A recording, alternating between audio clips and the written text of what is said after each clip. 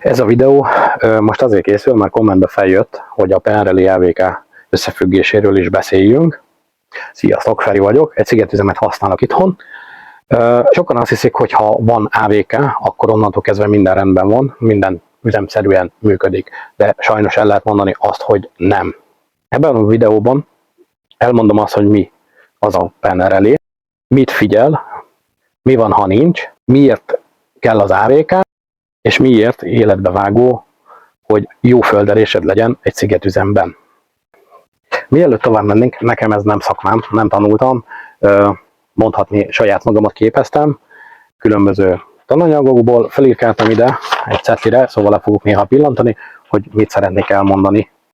Ugye ezek a készülékek nem rendelkeznek PNRL-ével, azaz lebegő nulla van bennük. Ilyenkor ugye neked kell megoldani azt, hogy ne lebegő nulla legyen, szóval a nullát és a földet, mondhatni, közösítened kell egy sorkapcson, amit utána szét kell választanod. Így a fázis és a nulla között 230 volt lesz, és a föld és a fázis között is 230 voltot fogsz kapni. Na most, ha lebegő nullád van, az AVK nem fog üzemszerűen működni. Ugye ezeknél az invertereknél úgy van, hogy van a fázis nulla, mivel lebegő nullás, ezért az egyik a fázison van mondjuk 120 volt, a nullán pedig 100 volt, vagy 110 volt. Érdemes olyan készülékeket használni, amiben van PNRL, mert az egy plusz védelem.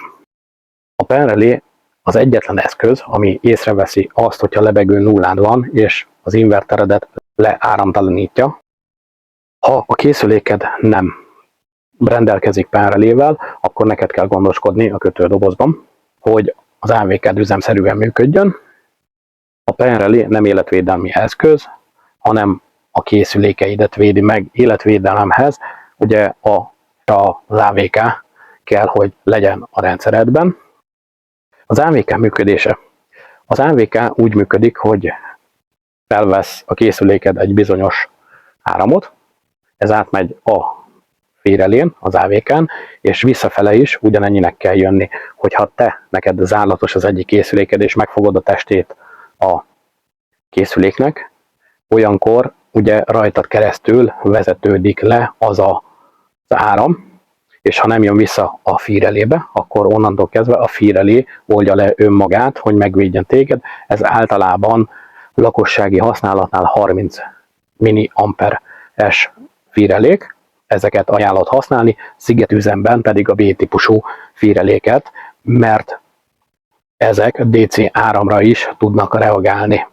Ugye az AVK, hogyha lebegő nullát kap, akkor nem működik üzemszerűen, onnantól kezdve nem fog neked leoldani, vagy fennmarad a félreléd, vagy folyamatosan leold használat közben.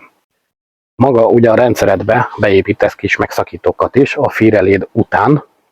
Na most a kis megszakítók nem életvédelmi biztosítékok, hanem vezetékbiztosítékok. Na most egy bizonyos áramkörre te használsz egy 2 kW-os bojlert, ugye oda általában B10-es ajánlott betenni, legjobb tudomásom szerint, 2,5-es vezetéken. Én azt mondom neked, hogy mindent 2,5-es vezetéken üzemeltes, nem annyival drágább, most a 2,5-es vezetékeknek 100 forint méterre, míg a másfelesnek talán 70 vagy 75 forint, nem ér annyit ez a különbség, inkább biztosíts túl a rendszeredet vezetékeléssel, így mondhatni, nem fognak a vezetékek a falban elolvadni. Ugye szigetüzemben a legfontosabb dolog még a földelés, hogy megfelelő földelésed legyen. Itt szigetüzemnél nem használod a hálózati földelést, azaz az oszlopoknál, a kinti hálózati oszlopoknál levert plusz földelések nem adódnak hozzá neked az ellenállásodhoz, szóval 10 alá nehéz nagyon menni. Ezeket a földelő szondákat párhuzamosan kell kötni, akár többet is. Egy mindenféleképpen kell, de ajánlott 2, 3, 4 is egy rendszerben, hogy beépítsd, hogy minél jobb ellenállás, minél kisebb ellenállást tudj csinálni. Ezeket a szondákat legalább 20 méterre kell egymástól elhelyezni, szóval szét kell szórni, végül is a ház egyik sarkán, a másik sarkára, vagy akár tovább is el lehet őket vinni. Minél több földelésed van, annál nagyobb biztonságban is, vagy te is. Szóval el lehet mondani azt, hogy egy jó földelés nem extra dolog egy rendszerben, hanem alap dolog.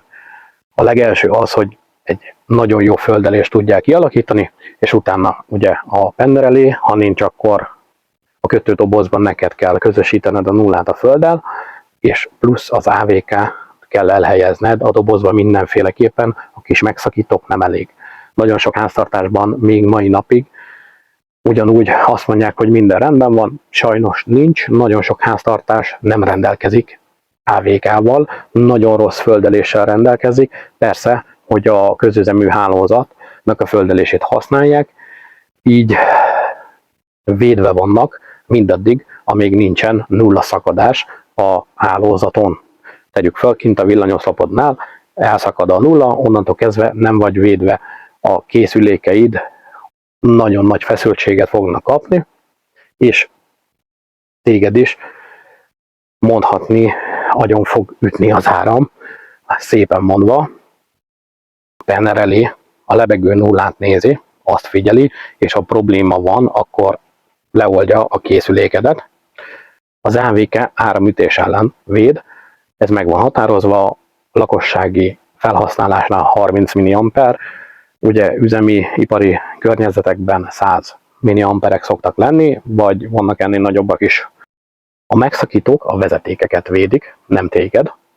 Szóval, hogyha te a fázis és a nulla közé csatlakozol, megfogod a fázis nullát, onnantól kezdve te fogyasztó leszel, és csak akkor fog leoldani a megszakító, hogyha túl van terhelve.